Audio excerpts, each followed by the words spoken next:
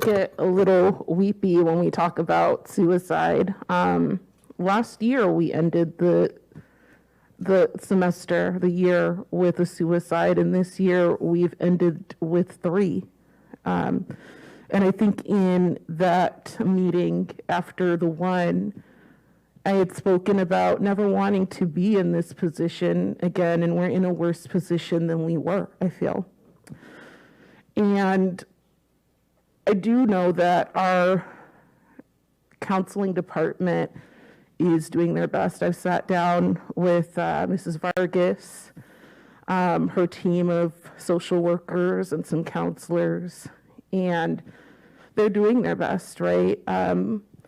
It's not enough, there's not enough of us, right? And not just in school social work, in behavioral health counseling, being the therapist who, when parents call and plead and beg for somebody to see their child, having to turn them away because I simply don't have enough slots, having to check my phone periodically throughout the meetings because I get all sorts of emergency alerts from parents or family members regarding somebody needing help.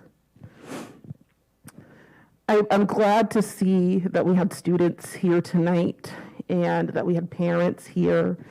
I'm very glad for the parent who came and shared about their son who had recently taken their life, that he had the strength to be able to do that.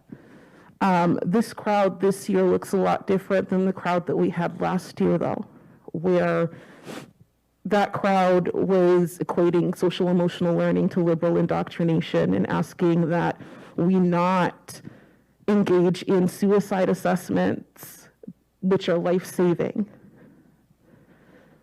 Those are the things that really get to me, because those things do stop progress. And I think that we were making a lot of progress, of course, before the pandemic, but we had a lot of people who jumped in and decided that they were going to make this into a political issue instead of about our students, their families, and their lives.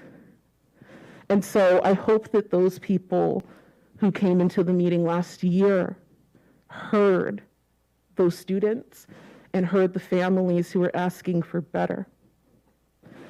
And I think the other thing too is speaking about suicide and mental health, and I believe that we also spoke about our LGBTQ students as well.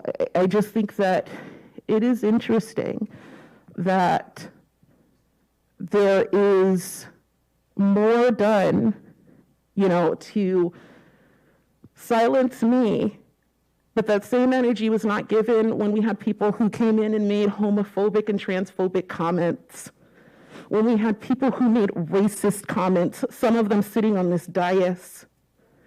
And that is just the perfect example of how we as the board need to do better, because our students are here and they are calling us out and saying that they need help. They're experiencing microaggressions, racial slurs, transphobia, homophobia, all of the isms, and we sit and turn a blind eye to it.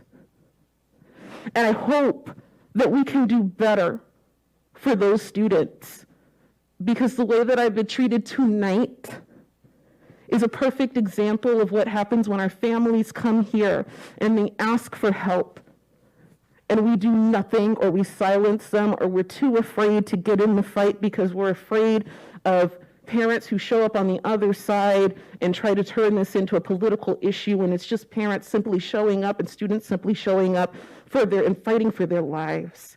I'm a mental health professional and I fight for lives every single day. I'm in this fight. And so I may be passionate about this, but that's because I have been that therapist who has lost a client. I have been that therapist who has supervised other therapists who have lost a client, who have had to sit with parents while children were pulled off of life support. And so I hope that we can do better by our students and that we as a board can get into that fight, and we can recognize that we are not as dedicated to equity as we claim, and we are not as dedicated to mental health as we claim. And that's it. Thank you.